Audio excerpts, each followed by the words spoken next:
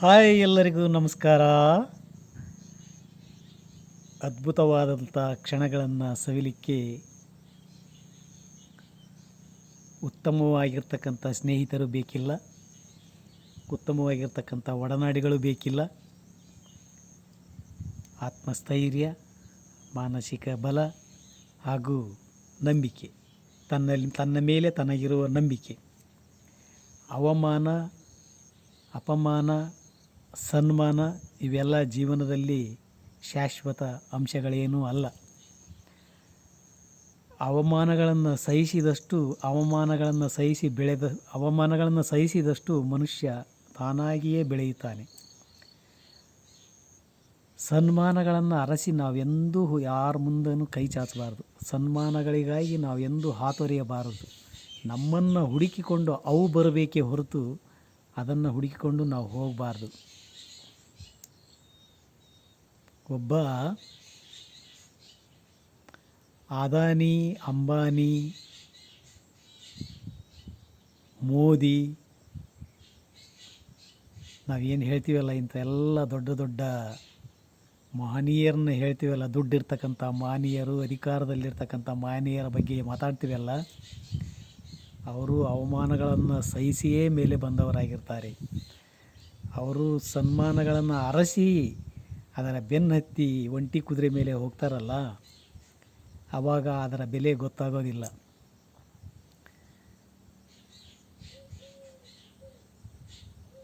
ಏನು ಹೇಳಬೇಕು ಅಂದರೆ,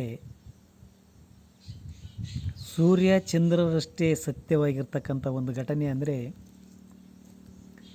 ಒಂದು ಪ್ರಾಣಿ ಸಂಗ್ರಹಾಲಯವನ್ನು ಮಾಡಿದ. ಅದಕ್ಕೆ 500 ರೂಪಾಯಿ ಟಿಕೆಟನ್ನು ನಿಗದಿಗೊಳಿಸಿ ಬಿಟ್ಟ. ಯಾರೂ ಒಂದು ಪ್ರಾಣಿಯೂ ಬರಲಿಲ್ಲ. ಆಮೇಲೆ 200 ಮಾಡಿದ. ಆಮೇಲೆ 100 ರೂಪಾಯಿ ಮಾಡಿದ. ಯಾರೂ ಅದರ ಹತ್ರ ಸುಳಿಲಿಲ್ಲ. ಫ್ರೀ ಮಾಡಿಬಿಟ್ಟ. ಫ್ರೀ ಮಾಡಿದಾಗ ಜಂಗುಳಿ ಎಲ್ಲ ಹೌಸ್ಫುಲ್ಲು ಎಲ್ಲ ಒಳಗೆ ಹೋಗ್ಬಿಟ್ರು. ಎಲ್ಲ ಸಾವಿರಾರು ಜನ ಒಳಗೆ ಹೋಗಿಬಿಟ್ರು. ಇದು ದುಡಿತಕ್ಕಂಥ ದುಡ್ಡಿನ ಜಾಣ್ಮೆ ಅಂತ ತಿಳ್ಕೊಂಡು ಅವನೇನು ಮಾಡಿಬಿಟ್ಟ, ಫುಲ್ ಗೇಟ್ ಎಲ್ಲ ಬಂದ್ ಮಾಡಿ ಒಳಗಿರ್ತಕ್ಕಂಥ ಚಿರತೆ, ಸಿಂಹ, ಹುಲಿ, ಏನು ಮೃಗಗಳದಾವ ಅವನ್ನೆಲ್ಲ ಬಿಟ್ಬಿಟ್ಟ ಹೊರಗಡೆ.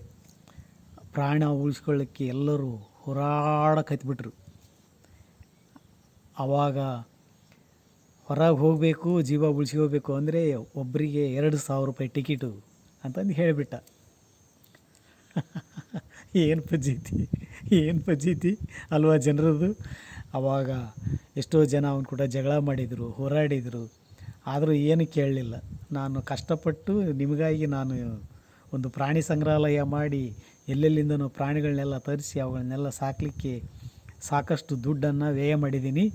ನೀವು ಒಂದು ತಿಂಗಳಾದರೂ ನೋಡೋಕ್ಕೆ ಬರಲಿಲ್ಲವಲ್ಲ ಅಂತಂದು ಹೇಳಿ ಅವನಿಗೆ ತುಂಬ ಸಿಟ್ಟಾಗಿ ಬೇಜಾರಾಗಿ ಈ ರೀತಿ ಮಾಡಿದ. ಆವಾಗ ಪ್ರಾಣ ಉಳಿಸ್ಕೊಳ್ಳೋಕ್ಕೋಸ್ಕರ 2,000 ರೂಪಾಯಿಗಳನ್ನ ಕೊಟ್ಟು ಎಲ್ಲರೂ ಟಿಕೆಟ್ ತಗೊಂಡು ಒಬ್ಬೊಬ್ಬರನ್ನೇ ಹೊರಗೆ ಬಿಡಕತ್ತಿದ. ಅಂದರೆ ಜೀವನ ಅಭಿಮುಖ ಮತ್ತು ಅಧೋಮುಖ ಎರಡೂ ಇರುತ್ತೆ ಅಲ್ವಾ. ನಾವು ಹೇಗೆ ಬೆಳಿಬೇಕು ಅನ್ನೋದನ್ನು ನಾವು ತೀರ್ಮಾನ ಮಾಡಬೇಕು. ಹೇಗೆ ನಾವು ಜೀವನವನ್ನು ಮುನ್ನಡೆಯ ಪಥದಲ್ಲಿ ಒಯ್ಯಬೇಕು ಅನ್ನೋದನ್ನು ನಾವು ತೀರ್ಮಾನ ಮಾಡಬೇಕು. ಗಾಂಧಿ, ನೆಹರು, ಇಂದಿರಾ ಗಾಂಧಿ, ವಲ್ಲಭಾಯ್ ಪಟೇಲ್, ದೊಡ್ಡ ದೊಡ್ಡ ಮಹನೀಯರಿಗೂ ಸಹಿತ ಅವಮಾನಗಳು ತಪ್ಪಲಿಲ್ಲ. ಜನ ಅವರನ್ನು ಎಷ್ಟು ಪರ್ಸೆಂಟಾಗಿ ಯಾರನ್ನ ಸ್ವೀಕರಿಸಿದರು, ಎಷ್ಟು ಪರ್ಸೆಂಟ್ ಯಾರನ್ನ ಬಿಟ್ಟರು ಅನ್ನೋದು ನಮಗೆ ಗೊತ್ತಿದೆ. ಅಂಥ ಮಹನೀಯರನ್ನೇ ಅವಮಾನ ಮಾಡಿದರು. ಆಮೇಲೆ ಎಷ್ಟು ಜನ ಅವರನ್ನು ಅವಹೇಳನ ಮಾಡಿ ಮಾತಾಡಿದರು. ಅಂದರೆ ಅಂಥ ಸ್ಫೂರ್ತಿದಾಯಕ ವ್ಯಕ್ತಿಗಳನ್ನೇ ಜನ ಬಿಡೋದಿಲ್ಲ. ಇನ್ನು ನಮ್ಮಂಥ ಸಾಮಾನ್ಯ ಜನರ ಪಾಡೇನು ಅಲ್ವಾ. ಅದಕ್ಕಾಗಿ ಅವುಗಳ ಬಗ್ಗೆ ಯಾವುದ್ರ ಬಗ್ಗೆನೂ ತಲೆ ಕೆಡಿಸ್ಕೊಳ್ಳೋದು ಬೇಡ. ಆನೆ ಹೋಗ್ತಾ ಇರಬೇಕು, ನಾಯಿ ಬೊಗಳ್ತಾ ಇರಬೇಕಂತೆ. ಊರಲ್ಲಿ ಹೊಲಸನ್ನು ತಿಂತಕ್ಕಂಥ ಹಂದಿಗಳು ಇದ್ದರೆ ಮಾತ್ರ ಊರು ಸ್ವಚ್ಛವಾಗಿರೋದು, ಹೌದಾ. ಹಾಗೆ ನಾವು ಅವು ಕಡೆ ಗಮನ ಕೊಡಬಾರ್ದು. ಅವು ಕೆಲಸ ಅವು ಮಾಡ್ತಾ ಇರ್ತವೆ, ನಮ್ಮ ಕೆಲಸ ನಾವು ಮಾಡಬೇಕು. ಗೊತ್ತಾಯ್ತಾ?